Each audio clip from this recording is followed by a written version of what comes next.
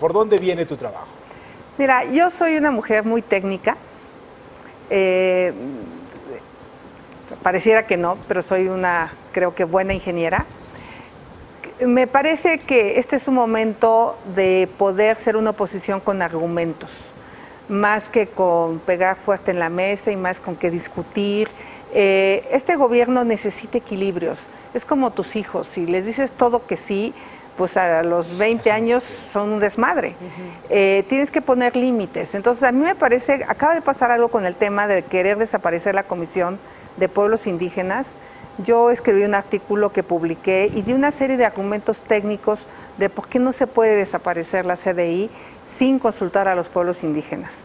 Tú no puedes desaparecer porque es una ley, y hoy cualquier ley que se va a hacer en materia indígena requiere la consulta, pero no hay una ley de consulta a los pueblos indígenas. Entonces, por un lado, pues voy a trabajar en este tema que conozco a fondo. Hay que ponerle más presupuesto a la Comisión de Pueblos Indígenas. El tema indígena se quería llevar a la Secretaría del Bienestar. Lo que los indios necesitan no es solo bienestar, o sea, necesitan derechos políticos, económicos, ambientales, recursos naturales, o sea, podrían estar bastante bien muchas comunidades si de verdad tuvieran un pleno ejercicio de sus derechos. Entonces ese tema lo conozco desde el punto de vista técnico muy bien, y voy a dar un debate y seguramente apoyaré la reforma constitucional que el presidente electo va a presentar. Otro tema que conozco bastante bien son las telecomunicaciones. En México hace falta mayor competencia en materia de telecomunicaciones. Es una reforma que ha caminado bien, pero puede caminar todavía mucho mejor. No sé si la gente no está harta de ver tantos cables en la calle, claro, por un tema de que cada empresa tiene que llevar su propio cable. Entonces ahí habría que trabajar cómo le hacemos para ya tener de manera subterránea a lo mejor un dueño de la infraestructura y que se la rente a las empresas, y no que tengamos 300 cables en las calles, además que la vuelven fea, súper peligrosa. Entonces es otro tema que conozco.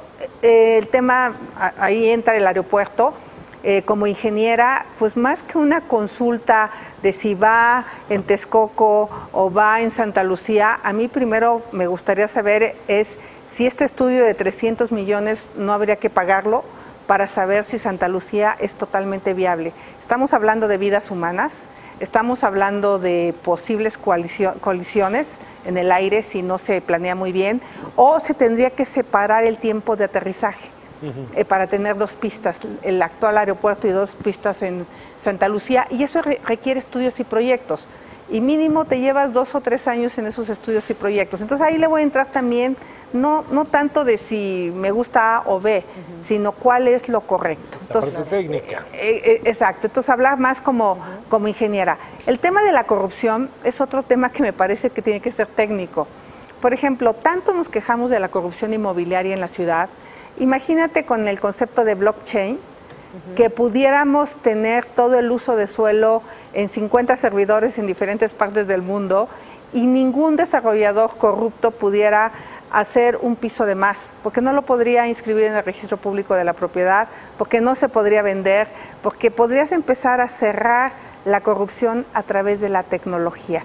Entonces, sí creo que temas de corrupción se pueden resolver con tecnología, y sobre todo el concepto de blockchain, que se conoce poco en el mundo. O sea, es la manera de tener encriptada la información en un montón de servidores en la nube, de tal manera que nadie lo pueda modificar en su beneficio. Claro. Entonces, creo que estos temas, el tema del agua, acaba de decir un científico de la UNAM, que los microsismos que hemos tenido en la Ciudad de México los últimos días se debe a que ha habido demasiada agua fuera, o sea, hemos sacado demasiada agua. Entonces yo ahí estuve trabajando mucho en la infiltración de agua de lluvia. Esta ciudad se inunda, claro. O sea, estos días hemos vivido lo que son las inundaciones. Entonces seré una senadora que ponga temas fuertes, seré una senadora entrona. Nunca he sido de agachar la cabeza, pero sí de dar argumentación.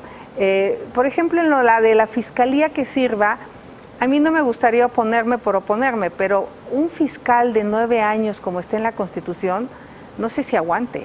Claro. O sea, es un desgaste tremendo. 2, si se la niegas al actual presidente electo, puede decir, pues por eso no combatí la delincuencia, porque aquí los señores senadores y diputados no me permitieron hacer lo que yo quería hacer para acabar. Xochitl, y en ese sentido, entendemos que muchos de los senadores del Partido de Acción Nacional, del PRD y de Movimiento Ciudadano, pues precisamente llegaron al Senado de la República en esta coalición que se llevó a cabo para llevar también, por ejemplo, en su momento, a Ricardo Anaya a la presidencia de la República. ¿Cómo van a trabajar? Y también en este sentido queremos preguntarte, ¿tú te vas a quedar en el Partido de Acción Nacional, te vas a ir al PRD y cómo van a trabajar en este bloque? Mira, por cierto, hoy en la mañana me eché un cafecito con Ricardo Anaya, porque pues yo llegué a un frente, exactamente, invitada por un frente y de repente resulta que ese frente no existe. Entonces, pues a mí por un lado me dicen, pues es que tú eres senadora electa del PRD, y bueno, yo decía, pues Mancera se va a ir al PAN y yo al PRD, o cómo va a estar esto, ¿no? Claro. Mancera se quedó en el PRD, y entonces un poco, pues yo quería que Ricardo, que fue pues alguien que estuvo en todo este pacto, pues me dijera cómo había estado el tema político. Quedó que en el transcurso del día va a hablar con el doctor Mancera y con la gente y llegar a un acuerdo político. Yo sí creo que es bueno que como frente nos mantengamos en algunos temas vitales para México. El tema de la reforma educativa a mí sí me preocupa. Está bien, quieren echar para atrás la reforma, bueno, nomás que yo le quiero hablar a los papás y a las mamás que me están escuchando. Hoy con esta educación que están recibiendo sus hijos, no tienen posibilidades de tener acceso a un empleo digno. Hoy un niño que no sabe programar, un niño que no sabe pensar, un niño que no sabe resolver problemas, un niño que no habla inglés, de verdad tiene un problema grave en insertarse al mercado laboral. Hoy la mitad de los empleos que existen no van a existir en 20 años, o quizá en menos. Entonces, si vamos a regresar a la educación, donde se vendían plazas como en mi pueblo, ¿no? Que algunas primas se hicieron maestras sin estudiar, si vamos a regresar a la educación donde el sindicato en Oaxaca tenía control de las plazas, yo creo que ahí sí deberíamos como bloque, como frente, defender la educación de los niños de Morena, del PAN, del PRD. O sea, siempre decimos que le vaya bien, Andrés le va bien a México. No, espérense, que le vaya bien a México y entonces le irá bien al presidente. Es al revés. Tenemos que pensar que le vaya bien a México. Aunque el presidente nos mande propuestas que sabemos que no les va a ir bien a México, al menos tenemos que dar la pelea. Y si nos mayoritean en el Senado, que sea con un debate serio, un debate firme. En donde podamos coincidir, vamos con todo, pero en otras creo que como frente pudiéramos hacer un equilibrio en decisiones que me parecen complicadas, riesgosas, como es el tema de la educación. Hablando sobre este tema de la educación, Xochitl, en esa misma línea, el hecho de ver a Elba Ester Gordillo, ahora libre, pronunciándose, presumiendo el hecho incluso que la reforma educativa se va a echar para atrás, ¿ves que ella retome las riendas del liderazgo del sindicato? Su presencia, su liderazgo, que seguramente retomará, ¿eso va a influir para ese mismo retroceso en el proceso educativo?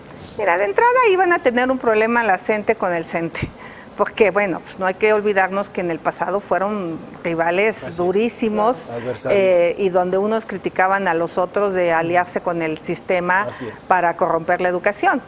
Definitivamente lo peor que le pudo haber pasado a la educación es que los sindicatos no hubieran jugado el papel que tenían que jugar. A mí me parece que estas alianzas perversas donde el gobierno usó al CENTE en su beneficio, lo único que hizo es que tengamos un retraso educativo brutal. Entonces, primero, no está fácil que se resuelva ese problema y eso pues el Ester tendrá que analizar si cabe o no cabe y cómo va a entrar. A mí lo que más me preocupa es el modelo educativo al que vamos a ir y el proyecto de educación cuando en el mundo se está replanteando inclusive el concepto de educación formal, porque los conocimientos evolucionan a una velocidad que hoy una cátedra que tú recibes probablemente, si el plan de estudio se tarda 3 años o 5 años de revisar, ya no te sirve de nada. Entonces, a mí como senadora lo que me va a importar es que los jóvenes de México, yo que soy tan tecnóloga, tengo una compañía de tecnología, sí entiendo lo que está pasando con el mundo, sí entiendo la velocidad con la que esto está cambiando y cómo el modelo educativo que tenemos en México no está a la altura de lo que requerimos. Sobre todo el tema de habilidades, de competencias laborales, de manejo de idiomas, está lejos de ser lo que necesitan los jóvenes. Totalmente. Muy bien. Xóchitl, se nos termina el tiempo, pero espero que esperamos una vez que ya estés en tu escaño, puedes seguir viniendo para seguir platicando de tu trabajo en el Senado. Y nos platique cómo va a estar la conformación de Y este ya en la frente, definición, y exactamente. ya que te diga Ricardo Si Anaya, vas a estar en qué lado vas a estar jugando. Bueno, si no se ponen de acuerdo, la decisión la voy a tomar yo. Tú, Muy bien. ¿No? bien. Digo. Te vas a declarar independiente. Llegando. Xóchitl, muchas gracias. Gracias. Gracias.